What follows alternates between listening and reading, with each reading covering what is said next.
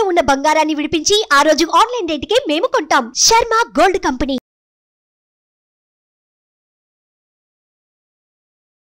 నమస్కారం, నేను గీతాంజలి. లలితా సహస్రనామం పట్ల మనకున్నటువంటి సందేహాలను నివృత్తి చేయడానికి ఇవాళ కార్యక్రమంలో మనతో పాటు ఉన్నారు ప్రముఖ ఆధ్యాత్మికవేత్త డాక్టర్ అనంతలక్ష్మి గారు. అమ్మ నమస్కారం అండి. నమస్తే అమ్మ, నా పేరు శ్రీదేవి. అంటే లలితా సహస్రం అందరూ చదువుతున్నారు, ప్రతి ఒక్కళ్ళు కూడా చదువుతున్నారు. మధ్యాహ్నం 12 గంటలకు చదువుతున్నారు, 3 గంటలకు చదువుతున్నారు. అది అసలు ఎప్పుడు చదవాలి, నిష్టగా ఎలా చదవాలి అనేది ఒక మాట నాకు చెప్పండి. చాలా మంచి మాట అడిగారమ్మా. ఎందుకంటే లలితా సహస్రనామం అనే కాదమ్మా, ఏదైనా సరే దైవ సంబంధమైనటువంటి స్తోత్రాలు కార్యక్రమాలు మధ్యాహ్నం 12 తర్వాత 3:30-4 గంటల వరకు చేయకూడదు. సమయం కూడా మనది చాలా సమగ్రంగా సమస్తాన్ని సమన్వయం చేసుకుంటూ వెళ్ళే సంప్రదాయం. దేవతలతో పాటు రాక్షసుల్ని పితృదేవతల్ని కూడా మనం ఆరాధిస్తాం. ఒక్కొక్కళ్ళకి ఒక్కొక్క సమయాన్ని కేటాయించాం. మధ్యాహ్నం 12:30 నుండి కొంచెం సేపు పితృదేవతలను ఆరాధించుకోవడానికి తగినటువంటి సమయం. ఆ తరువాత ఆ సమయం తరువాత ఒకవేళ పితృదేవతల్ని సంకల్పం చెప్పుకోకపోతే వాళ్ళు రారు, వాళ్ళు చాలా బెట్టు చేస్తారు. వాళ్ళకు కొంచెం అలక కోపం ఎక్కువ. చాలా దేవతలైనా మనం అటో ఇటో చేస్తే అనుగ్రహిస్తారు, కానీ పితృదేవతలకి చాలా కోపంటండి. అంచేత వాళ్ళ అనుగ్రహం లేనిదే సంతానం కలగదు, ఏ అభివృద్ధి ఉండదు. కనుక వాళ్ళని వాళ్ళకి కావలసినట్టుగా ఆరాధించాల్సిందే. అయితే వాళ్ళని పిలవకపోతే వాళ్ళు రారు, కానీ మిగిలినటువంటిది ఆ సమయం రాక్షసులకు చెందుతుంది. మనం చేసే స్తోత్ర ఫలం ఏదన్నా ఉంటే రాక్షసులకు చెందుతుంది. రాక్షసులు బలవంతుల వాళ్ళను కోరుకుంటే ఆ సమయంలో చదువుకోవచ్చు, లేకపోతే అలా సమయంలో చదవడం తగినటువంటిది కాదు. అయితే ఇలాంటప్పుడు 1-2 సందేహాలు అడుగుతారు. మేము ఏకాహం చేస్తామండి, ఇవాళ ఉదయం 6 గంటలకి మేము దీపం వెలిగించుకుని రేపు ఉదయం 6 గంటల దాకా కంటిన్యూస్గా చేస్తూ ఉంటామని చెప్తారు. అప్పుడు ఆ సంకల్పం చెప్పుకుని దీపం వెలిగించి అక్కడి నుంచి కదలకుండా లేవకుండా కంటిన్యూస్గా చేస్తూ ఉంటారు కనుక ఆ సంకల్పం చెప్పుకున్నప్పుడు అక్కడికి మాత్రమే అది పరిమితం, అక్కడ పని ఉంది. అంతేగాని మామూలుగా పని అంతా అయ్యాక అందరినీ పంపించి కడుపు నిండా టిఫిన్ తిని హాయిగా మన చూడాల్సిన సీరియల్స్ చూసుకుని 12:30కి నేను పారాయణ చేస్తాను కూర్చున్నారనుకోండి, ఏం పర్వాలా, రాక్షసులు బలవంతులు అవుతారు. చాలా 12 గంటల లోపు తర్వాత మళ్ళీ సాయంత్రం ఎప్పుడు 3:30-4 అంటే ఈ సమయం కొంచెం వేరీ అవుతుందమ్మా. సూర్యోదయ సూర్యాస్తమయాలను అనుసరించి మధ్యాహ్నం ఒక 10 నిమిషాలు. 12 అంటే ఎగ్జాక్ట్లీ 12 అని చెప్పడానికి లేదు, ఎందుకంటే సూర్యోదయం త్వరగా అయితే ఆలస్యంగా సూర్యాస్తమయ వేసం కాలంలో ఉండే సమయం వేరు. ఆలస్యంగా సూర్యోదయం అయ్యి త్వరగా సూర్యాస్తమయం అయ్యేటటువంటి సమయాల్లో మధ్యాహ్నం వేరు. అంచేత సుమారుగా చెప్పడమే ఈ సమయం అంతా. అంచేత ఆ సమయాల్లో చెయ్యకూడదు. కానీ ఎక్కువ మందిని గమనించింది సాయంత్రం 6 గంటలకి పారాయణ. సంధ్యా సమయంలో చాలా మంచిదమ్మా. అమ్మవారికి రాత్రిపూట ఆరాధన చేయడం అన్నది అమ్మవారికి సంబంధించినటువంటి చాలా ప్రత్యేకమైనటువంటి అంశం అమ్మ. చాలా ఆవిడని ఎప్పుడు కూడా అలాగే ఆరాధించడం ప్రశస్తి అంటారు. కాకపోతే ఈవిడ అడిగారు కదా నియమం, ఆరాధించేటప్పుడు ఏం చేయాలి, నియమాలు ఎట్లా పడితే అట్లా అని. శుచిగా ఉండాలమ్మా. ఇందాకే చెప్పాను కదా, శుచిగా లేకపోతే కాస్త పొల్యూట్ అయినటువంటి వస్తువులు అగ్నిలో వేస్తే ఏమవుతుందో మనం శుచిగా లేకుండా చదివితే అలాగే ఉంటుంది. ఏముంది, కిలుం పట్టిన పాత్రలో పాయసం పోస్తే పాయిజన్ అవుతుంది అంతే, అంతకన్నా ఇంకేం కాదు.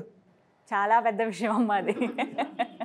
అంతకన్నా పెద్దది ఏం కాదు. అయితే మనం చాలా క్రిమిసంహారక మందులన్నీ లోపల వేసుకుని రెడీగా ఉన్నాం కనుక, అంటే చాలా క్రిమిసంహారకాలు వేసిన కూల్ డ్రింక్స్ అన్నీ తాగి రెడీగా ఉన్నాంగా, అంచేత పెద్ద ప్రమాదం జరగట్లేదు. ఎందుకంటే మన దగ్గర సిన్సియారిటీ లేదు కదా, పెదిమలతోనే ఉంటున్నాం కదా, అందువల్ల పెద్ద ప్రమాదాలు జరగట్లా. నిజంగా మనస్ఫూర్తిగా చేస్తే మాత్రం ప్రమాదమే. అందువల్ల జాగ్రత్తలే ఉండాలి, శుచిగా ఉండాలమ్మా. శుచిగా అంటే కొత్త బట్టలని కానీ పట్టుబట్టలని కానీ నియమం ఏం లేదు. చక్కగా ఉతికి ఆరేసినటువంటి బట్టలు కట్టుకుని వీలైనంత వరకు ఒకే చోట కూర్చుని చేసుకోవడం మంచిది. సోఫాల్లోనూ కుషన్స్లోనూ కూర్చుని చేయకూడదు. ఎందుకంటే ఈ సోఫాల్లో కుషన్స్లో ఎంతమంది వచ్చి కూర్చుంటారో, ఏ స్థితిలో వచ్చి కూర్చున్నారో మనమే ఎన్నో సందర్భాల్లో కాలకృత్యాలకు వెళ్ళొచ్చి ఇందులో కూర్చుని ఉండొచ్చు, ఎవరినో కూడా అనుకోవడానికి లేదు. అందువల్ల శుచిగా ఉన్నటువంటి చోట ఒక చోట ఒక నియమంగా కూర్చుంటే ambience will give the mood.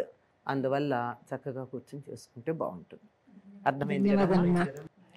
ఇది నేను ఎప్పుడు అనుకుంటూ ఉంటాను, కోపం వస్తే రావచ్చు చాలామందికి. ఇది చూసినటువంటి వాళ్ళు నా మీద విరుచుకు పడితే కూడా పడవచ్చు. మనకి సమాజంలో జరిగే అనేక రకాలైన దురంతాలకి 12:30, 1 గంట, 2, 3 దాకా పారాయణాలు చేస్తూ ఉంటారు. అటువంటి ఫలితాలు కారణమేమో అని నాకు అప్పుడప్పుడు అనిపిస్తూ ఉంటుంది. నిజమెంతో అమ్మవారికి తెలియాలి. ఆ సమయంలో పారాయణ చేయడం అనేది చాలా ప్రమాదం అని అనొచ్చా? అంటే రాక్షసులు విజృంభిస్తే ఏమవుతుంది అన్నది, వాళ్ళు బలవంతులైతే ఏమవుతారు అన్నదాన్ని మనం అర్థం చేసుకోవాలి అంతే. ఇంకంతకన్నా వివరం ఏం చెప్పగలం? మరి సాయంత్రం పూట పారాయణ చేయాలనే ఉద్దేశంతో 4 తర్వాత చేయొచ్చమ్మా. అలాంటి వారు ఉదయం నుంచి ఉపవాసం ఉండాలంటారా? ఆహారం తీసుకోవచ్చు అంటే ఇదే చాలా మందికి సందేహం అమ్మా. పొద్దున్న చేసేవాళ్ళే పలహారం చేస్తున్నారు, మేము మందులు వేసుకుంటున్నామండి. ఈ మందులు ఒక వంకమ్మ. చాలా మందులకి కాఫీ చాలు, కానీ టిఫిన్ తినడం అనేది మందులు వేసుకోవడానికి వంకగా పెట్టుకుంటూ ఉంటారు చాలా మందులు, కానీ అన్నిటికీ కాదు. ఏవో పర్టిక్యులర్స్ ఉండొచ్చు, వివరాలు నాకు తెలియదు. దాని బదులు అరగంట ముందు లేవచ్చుగా, వేరే కార్యక్రమం ఇంకోటి ఏదన్నా పెట్టుకోవచ్చు కదా, అయినా తినేచేస్తారు. కానీ అనారోగ్యంగా ఉండి, అనుకోకుండా అనారోగ్యంగా ఉండి అయినా నాకు ఆరాధన చేసుకోవాలనే తపన ఉంటుంది, కొంతమందికి ఉంటుంది కదా. అట్లాంటప్పుడు వారికి ప్రత్యేకంగా ఇచ్చినటువంటి వెసులుబాటు ఏమిటంటే పాలు తాగి చేసుకోవచ్చు, లేదు పండు తినచ్చు. అంటే వండింది అట్లా కాకుండా, ఎందుకంటే శరీరానికి వెంటనే బలం కలిగించి పొట్ట మీద బరువు లేకుండా జీర్ణ వ్యవస్థకి ఇబ్బంది కలిగించకుండా తేలికగా కూర్చుంటే అలా కునికిపాట్లు రాకుండా హాయిగా చెప్పడానికి వీలుగా ఉంటుంది. అది ఈ మధ్య కాలంలో అనుమతించబడింది. అయితే చాలామంది పెద్దలు గురువులైనటువంటి వాళ్ళు, మేము గురువులు అని అనుకుంటున్నటువంటి వాళ్ళు, శిష్యులకి మేము చెప్పచ్చు, వాళ్ళు ఆ మాటని వింటారు అనేటటువంటి ఒక నమ్మకం తమ మీద తమకి కలిగినటువంటి వారు టిఫిన్లు తినిచేసుకోండి అని చెప్తున్నారు. ఆ దోషం టిఫిన్ తినిచేసుకున్న వాళ్ళకి రాదు, చెప్పిన వరకు వస్తుంది అంతే కదా. అంచేత ఎవరినన్నా మనం పరిపూర్ణంగా విశ్వసించి నమ్మాము అని అడిగి వాళ్ళ సూచన పాటిస్తే పాటించినటువంటి వారికి ఎటువంటి దోషం రాదు. అంచేత అటువంటి గురువులుండి, నేను ఇంకొక గురువుని విన్నాను, ఏమన్నా దోషం ఉంటే నేను అనుభవిస్తా, ఏం పర్వాలా, నీకు అనారోగ్యంగా ఉంది, నువ్వు తిని కూర్చుని చేసుకో అన్నారు. పర్వాలా, అటువంటి గురువులకి పాదాలకు నమస్కారం, గురుస్థానంలో ఉన్న వాళ్ళకి. వారు స్వీకరిస్తారు. అలా కాకుండా చేసేసుకోండి పర్వాలేదు మీ ఇష్టం, ఏదో చేస్తున్నారుగా, ఎత్తాకొట్టా చేస్తున్నారుగా, తప్పో Oppo చేస్తున్నారుగా.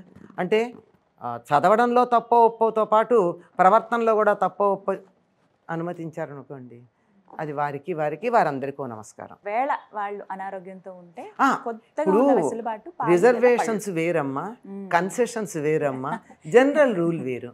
How can you equate concession with a general rule?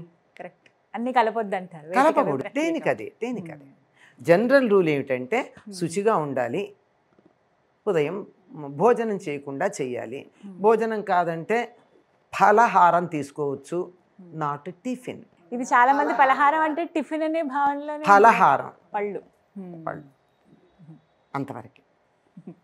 ఎందుకంటే పళ్ళు తింటే ఎటువంటి రజోగుణం రాదు, తమో గుణం కూడా రాదు. అంటే తమో గుణం అంటే నిద్రపోవడం, రజోగుణం అంటే వాళ్ళు తప్పుతో వీడు సరిగ్గా లేదు అని పళ్ళు కొరుక్కుంటూ వాళ్ళు చూడండి ఇలాంటివి మనం పారాయణల్లో ఈ హావభావాలన్నీ చూస్తాం కదా, ఇవేమీ రాకుండా ఉంటాయి. ఏవైనా మన చేతుల్లోనే ఉన్నాయి, మన చేతుల్లో ఉన్నాయి, మన చేతల్లో ఉన్నాయి. నిజం. ఇంకా గట్టిగా చెప్పాలంటే మన చిత్తంలో ఉన్నాయి. అది మాత్రం నిజం. అవి బయటకు వచ్చినప్పుడే ప్రమాదం. రానీయకూడదు, అసలు చిత్తంలోనే లేకుండా ఉండాలి. ఎందుకు ఇవన్నీ చేయడం దండగా? అక్కడ లేకపోతే మార్పు. అంత నిగ్రహం ఉండాలమ్మా, రావాలి, ఉండాలి కదా, రావాలి. ఎందుకు రావాలి అని కాకుండా రావాలని కోరుకుంటే చాలు. మంచి విషయం చెప్పారమ్మా. నమస్కారం అమ్మా. చాలా సంతోషం. నమస్కారం. నమస్తే అమ్మా. సుమన్ టీవీలో మీ పర్సనల్ అండ్ బిజినెస్ ప్రమోషన్స్ కోసం కింది నెంబర్కి కాంటాక్ట్ చేయండి.